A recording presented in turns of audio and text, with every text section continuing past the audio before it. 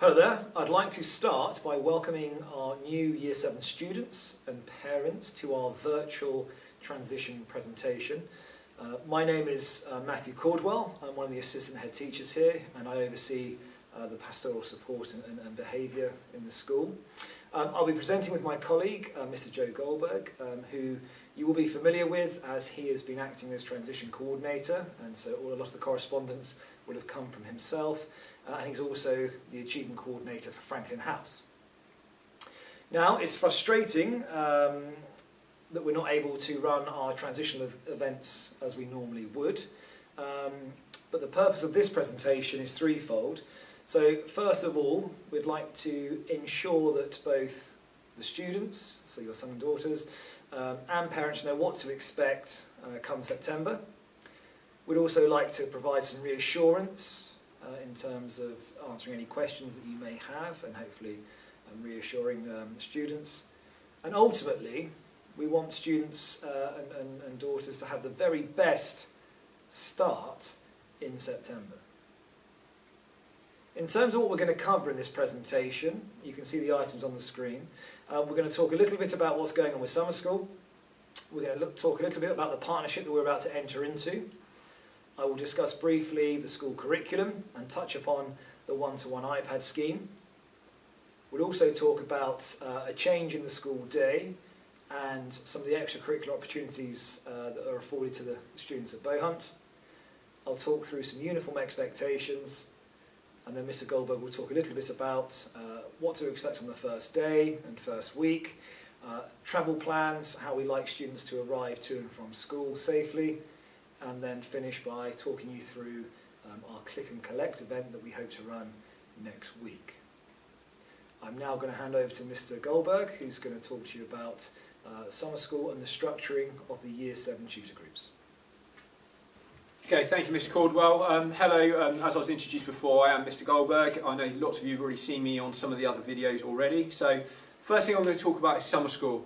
It's something that we've always offered, and it's a really exciting event, and it really helps with the transition process. But due to current restrictions at the moment, because of the coronavirus pandemic, unfortunately, we're not going to be able to plan and run our usual summer school this year, which I'm obviously really disappointed about. But it's totally out of our control, and I know lots of you as students and as parents have already been asking. So unfortunately summer school won't be on this year as part of the transition programme. So tutor groups. It's one of those things that I think most of the students, it's the one bit of information they really want to know. What tutor group am I going to be in when I start in September? And I want to talk to you a little bit about that process, because that process actually starts back in March, when we first find out the 180 students that we get that are going to come to us in September. That process then goes on for about 3 or 4 months, where I and some of my colleagues, we make personal contact to you, and some of you will know, as we've spoken on the phone or we've spoken on emails, about your kind of recommendations for those tutor groups. We also speak to every primary school, which is 19, which we've been able to do again this year. We've spoken to all 19 primary schools, and they also advise us on the tutor group. We then look at the data that we receive, not only from the survey that you filled out, but from the primary school and the data that we get from West Sussex, and we put that all together to help us create those tutor groups. And it's a bit of a layered process. One of the first things that we look at are the students with EHCPs, and we try and place those students. Beyond that, we take in consideration the ability of the student, the gender, the friends, the parent recommendations, the primary school recommendations, as I already said. And it's a very difficult process, and it's a bit of a balancing act.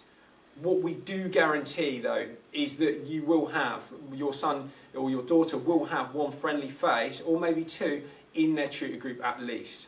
And actually, they might think, oh, I haven't got lots of friends in my tutor group, but that's okay, because actually, you're in that group with less than a third of your timetable. And what will happen is, what always happens when students come into secondary school, they make lots of new friends. So it's not, if you get a tutor group that actually is not perfect, it's not the end of it. It's not the end of your kind of experience at Bohunt. So here they are. These are your tutor groups. These are the 3 houses. So you can see my name up there as head of Franklin House. We've got Mr. Coughlin, he's head of Mandela House, and Mr. Pearson, he's head of Turing House. Within each house, we have 2 tutor groups in every year. And this will be the first time in Bohunt's kind of lifespan that we have 2 tutor groups in every house in every year because we are full for the first time. So they're your tutors. You will meet them on the 1st of July when an email gets sent out to you. Each one of those up there has done a personal video to introduce themselves as your tutor. So please then obviously ring your friends and find out if they are also in your tutor group. What's really nice is that we have a really nice range of experience there. Lots of those teachers are fairly new to the school, some of them are completely new. Some of those videos will say that. Some of them have been there for 3-4 years. But it's a nice range of experience and also subjects as well. There's a nice range of subjects within our Year 7 tutor groups this year as well. So, key people for you. Your form tutor is one of the most important people for you, and actually they are going to resolve a lot of those kind of day-to-day issues. What we also say though is that parents know their student the best, and actually we recommend that if your son or daughter comes home and they've got an issue, you're actually best at resolving that issue with them first before them making contact with the school, because you know them best. But we do know that the most successful students, the students who achieve the most, are the students where the parents engage with us as a school and they make regular two-way communication so we can collaborate with them to enhance the students' experience and learning experience at school. So actually, if it is a bit of a pastoral issue, or there's stuff going on at home, the person you need to contact first is your form tutor. The next step beyond that, for more serious issues or maybe ongoing issues, is the achievement coordinator. Often we refer to that as the head of house, which is myself, Mr. Coughlin and Mr. Pearson. But actually, if it's just a subject issue, maybe you've got an issue in your maths lesson or your English lesson or your art lesson, we do really recommend that you go to that teacher. You can access the school, you can access the teacher's emails, and we ask you to go and speak to that teacher. And again, if it's a persistent issue within one subject, we ask you to go to that subject leader. So thank you to Mr. Goldberg for that. I'm now going to talk to you a little bit about how I'd like us to work together. We're about to enter what will hopefully be a 5-year successful partnership. And I want to stress the word partnership. What will determine how successful your son or daughter is here at Bohunt will be the combination of the support that we provide, but also the support they get at home as a part of the family unit. Therefore, it is key that you're able to support us and the decisions that we make. All the decisions we make are always made in the best interests of all the students here at Bohunt. And whilst we endeavour to ensure that all students go through their time at Bohunt feeling happy and secure, there may be times when you have questions or concerns through lessons or disputes they may have with other students. And what we ask of you as the parent are adult responses. You will only have had one side of the story, and somewhere in Worthing will be another student telling their parents their side of the story. So sometimes we know students can be a bit economical with the truth. And what we will do as a school is always look to understand the big picture, and then we will make measured, supportive decisions based upon that. And what we would ask is that you are supportive and understanding of the work that we do around this. To the students, I want you to know that it's okay to make mistakes. In fact, we encourage and we embrace mistakes here at Bohunt. Nobody is perfect. However, what is really key is understanding when a mistake has been made and then looking to put it right and not making that same mistake again.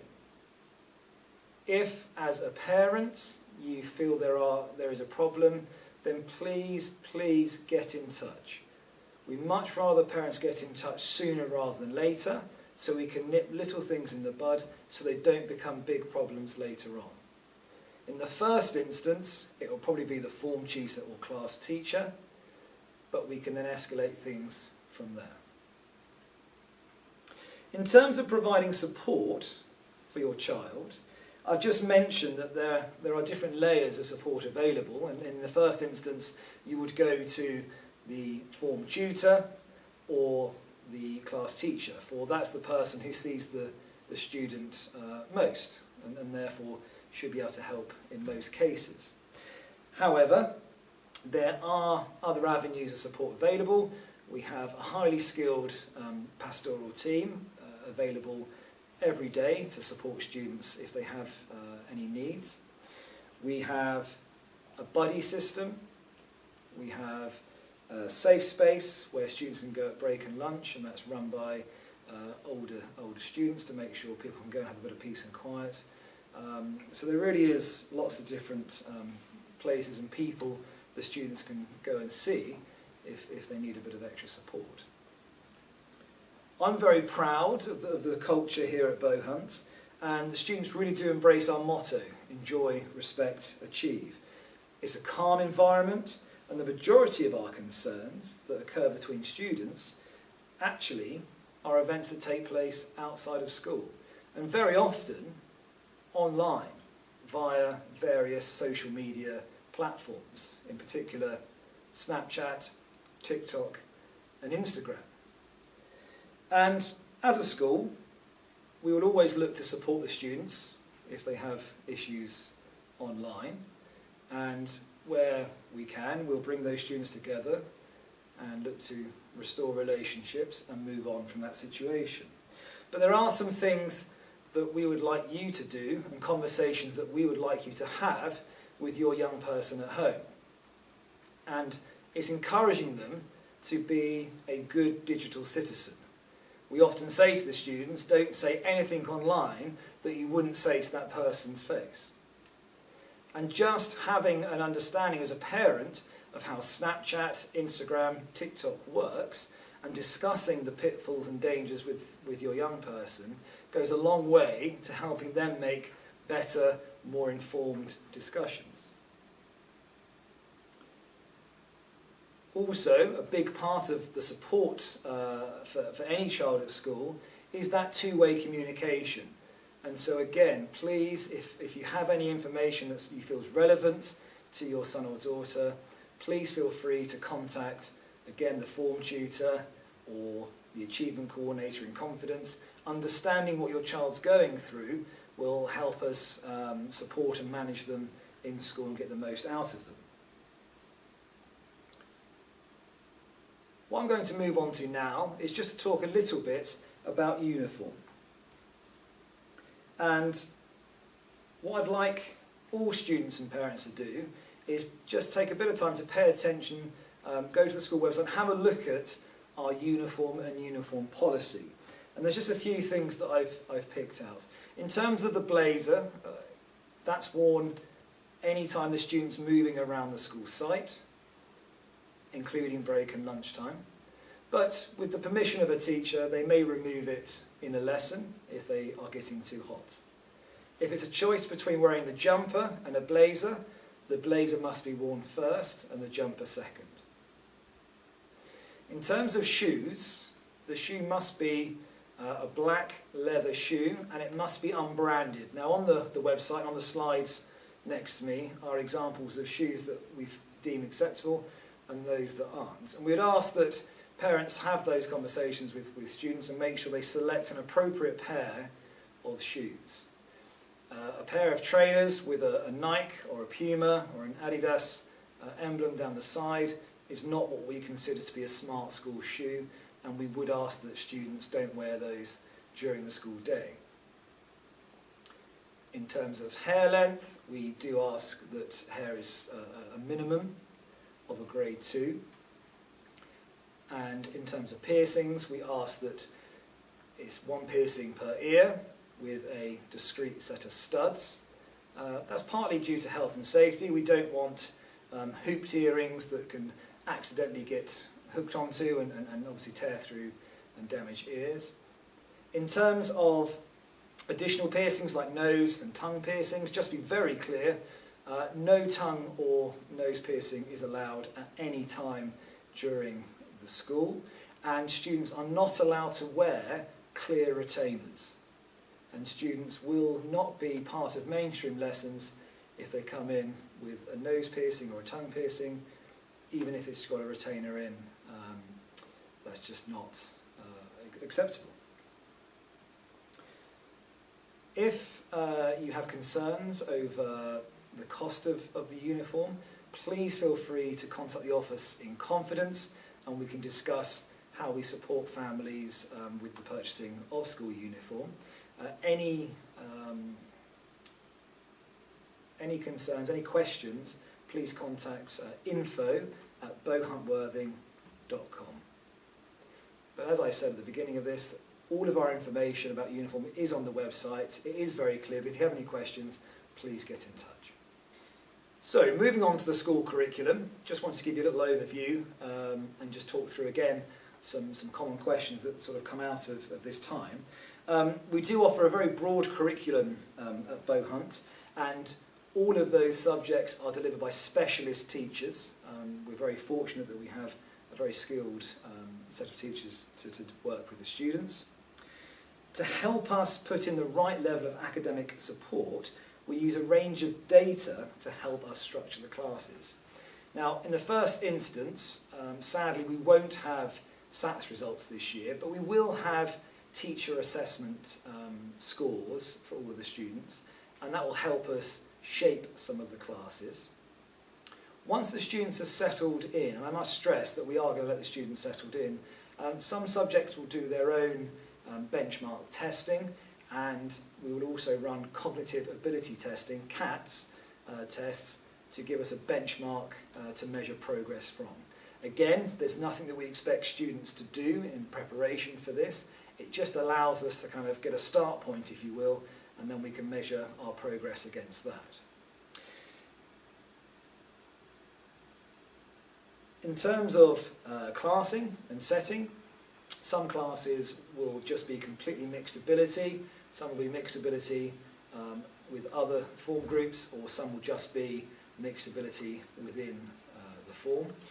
Other subjects will have some loose banding, but it's worth stressing that movement, those sets are not fixed, and movement can occur at different times in the year. That would all be well communicated to you by the various departments as and when that happens. Of course, if you have any concerns about a particular class or the level at which a student has been placed, then of course please contact the class teacher in the first instance, and they will probably have a conversation with the head of subject or the head of faculty and get back to you, or indeed go through the form tutor. But all of our decisions made in terms of what classes students are put into are based upon maximising their individual progress. So having touched upon the curriculum, I'm now going to talk to you about an opportunity for all students in Year 7. This is the Mandarin Excellence programme.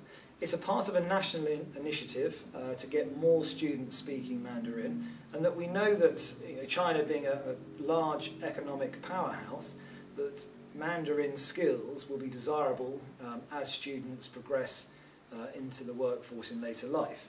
Now, following this presentation, or as a part of this presentation, information will be sent out. There'll be a separate letter which talks you through the Mandarin Excellence programme in more detail, but it's just worth highlighting that it's a wonderful opportunity for students. It is based a little bit on their Key Stage 2 teacher assessment, as there is a level of challenge involved.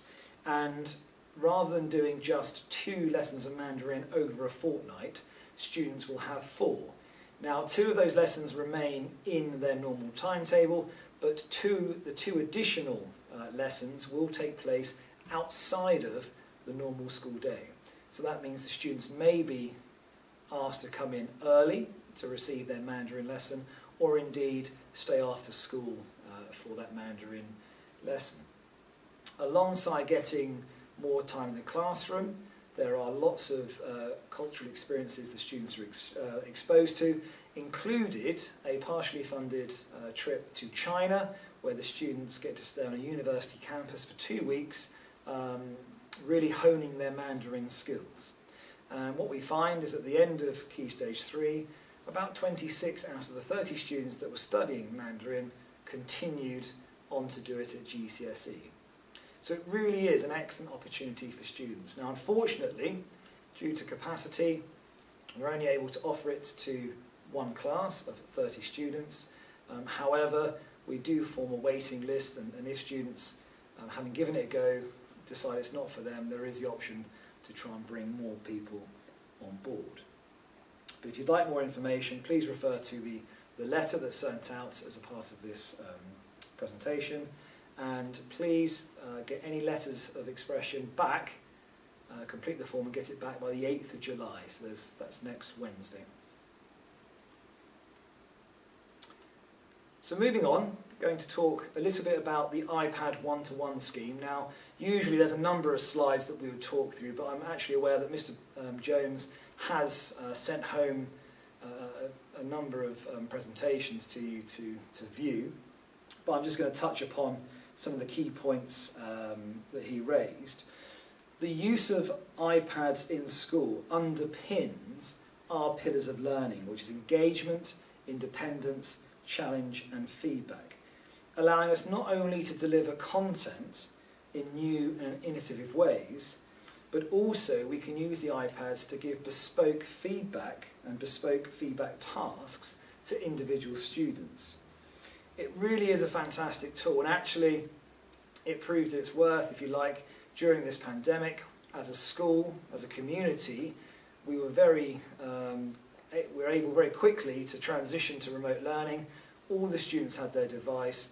They were very well skilled at using various platforms, including Google Classroom, and it meant actually that the drop-off was minimal. Students could get up and running on work almost instantly.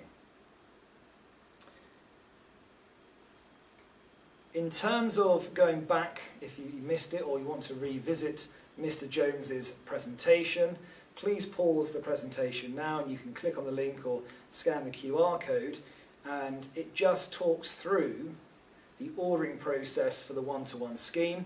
It also has a video just outlining how we use the iPads a little bit during remote learning, and it also talks about how we use them on a more sort of broader day-to-day basis. On this slide, again, if you pause and scan the QR code, it takes you to the website whereby you can find, again, more information about the iPad one-to-one scheme. It also has links to keeping your child safe online. And on that note, what we do say to parents is that often the Year 7 students aren't fully equipped with the skills to use the iPads in a completely autonomous way, and we would suggest that parents do have access to student iPads, that they do know codes and login details to the various platforms, and that should be a joint discussion about what the student's doing on the iPad, how they're using it for school, not just using it obviously to play games. In school we have a secure Wi-Fi network. The students aren't able to access games, they're purely used for work purposes. So having just discussed the iPads, this is probably a good point to stop and just give parents a little bit of homework to do. And there's 4 things that I'll ask all parents to do on the back of this presentation. The first thing, if you haven't done so already, is please respond to the iPad survey that Mr. Jones sent out previously. Even if you have your own iPad or you're not going to be a part of the scheme, please send a response to that effect, just for our records. The second thing we'd like parents to do is to register for School Comms and Gateway. Now that enables 2 things. School Comms is an efficient way for us to send out communication to parents, and the Gateway app allows us to set up the cashless catering. So in September, if you're registered, your son and daughter can have their thumbprint scanned, and then they are set up for the school canteen, and they can use that without any problems. The third thing that we'd like parents to do is set up their Study Bugs registration. Again, this is a very useful app, both for parents and us as a school. It allows you to acknowledge pupil absence and alert us to the fact that your child wouldn't be in on a particular day. That means we're not worrying as to whether or not a child should or shouldn't be turning up, and also it can save us having to make a lot of phone calls as well. So please register for Study Bugs. And then the last registration is for class charts. This is a multi-functioning app, if you like. First of all, it's used by teachers to set homework, and so parents can see what homework is being set by which subjects and when it is due. But also, class charts is used by staff to award ERA points. So for pieces of good work, for excellent attitude to learning, for participation in the wider community, teachers can award ERA points via class charts. And both parents and students can see those points build up. And the more points that students get, it opens up different potential awards to them, starting with their bronze award. It also all feeds into house rewards and tutor awards at the end of half term and terms. We can also use class charts as a way of supporting behaviour. So if we have students who may be demonstrating a low-level disruption in class, a teacher, as well as having a conversation with the student at that time, can award a behaviour point which would then show up to parents at home. So whilst we would proactively engage parents in email and phone call communication if we had any concerns over student behaviour, the app is instant and it just gives you an idea of how the students are, how they're getting on. As a school, we aim for a 10-to-1 ratio. So for every one behaviour point we issue, we try and issue 10 good behaviour points, so we're good eras. So we're always looking for the positives, that excellent piece of attitude, that sense of community, helping out, supporting other students, or just achieving well in their tests. So, what I'd like to talk about now is just the change to the school day on a Friday. You may be aware, or you may not be aware, that last year was the first year that we had a slightly shortened day on the Friday, and what that meant is that academic lessons finished at lunchtime, and then after afternoon registration, students went to an extracurricular club or a study session, and that session ran from 1:40 to 3 o'clock. Now, we would like that to continue, and indeed we are going to continue that, and for the Year 7s coming in, they will have a couple of weeks of transition, and then we will run an extracurricular fair. Students then sign up to one of the extracurricular sessions, and then in week 4 they'll start that club, and that will run for that term. At the end of the term, they then get the opportunity to sign up to a different club for the spring term, and then a different club at the end of the spring term for the summer term. I think this is one of the key differentiators between us and other schools, and actually it's an expectation for us that students do get involved. We want every single student to be involved with a Friday afternoon activity, because we're aware that actually it's not just what goes on in the lessons that's going to set the student up for life. The skills they learn through various clubs are all going to help them socialise or be more employable, and so we really encourage all students to be a part of a club after school and not just to go home for an early finish. That leads me on to extracurricular clubs as a kind of a wider topic. We have a very wide range of different experiences on offer. We do offer one-to-one music lessons via West Sussex Music Service, and then various departments will offer a range of different activities as well. You have PE, doing your different PE clubs, you've got STEM, you've got computing, drama, dance, etc. We finalise that calendar in September, and it will go out to parents to view, and we also have a wide range of different trips, cultural experiences on offer to students. Again, we will release that information in September.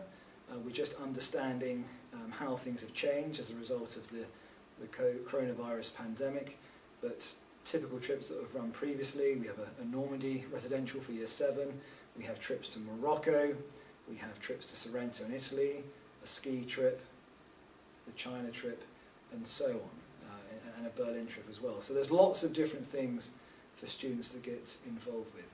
Again, if you have any questions or concerns regarding funding, please contact the office in confidence to have a discussion around that. But with regards to our extracurricular clubs, wherever possible, we try to keep the cost a minimum, if not free of charge. We want to remove all barriers to students in terms of their ability to participate. And as I said, with regards to the Friday afternoon, we expect students to do a Friday afternoon and one other club during the school week. And I think that sets us up a little bit differently to other schools. We want the students fully engaged, not just in learning, but wider cultural experiences as well.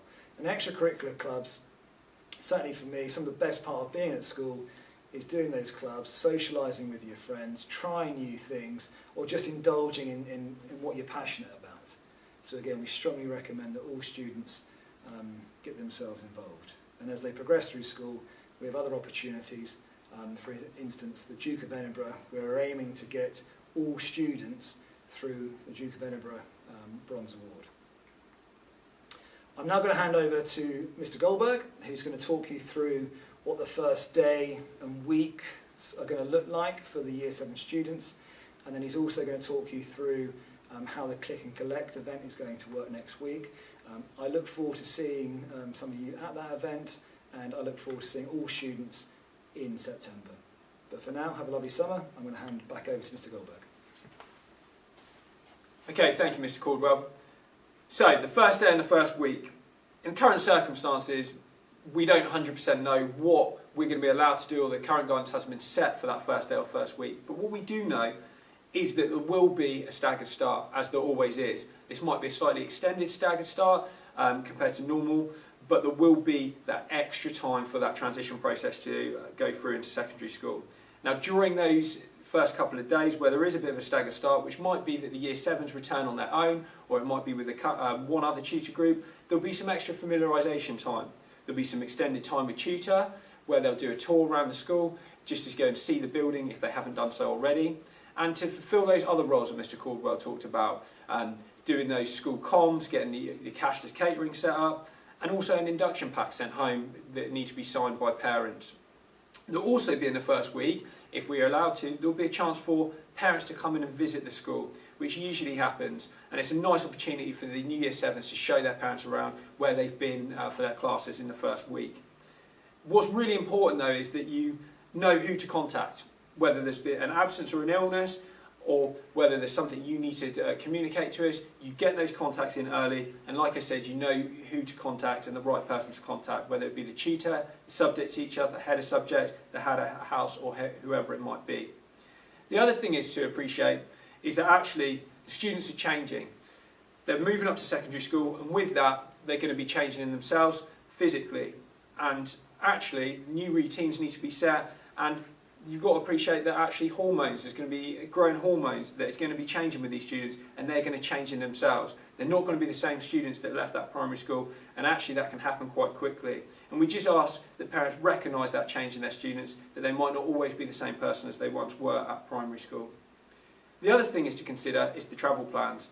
Now, we're really proud at Bohunt that lots of students scoot, cycle and walk to school, and we really encourage that. We have lots of spare space to lock up bikes and scooters, and we obviously encourage students to bring in their locks and keys to do that.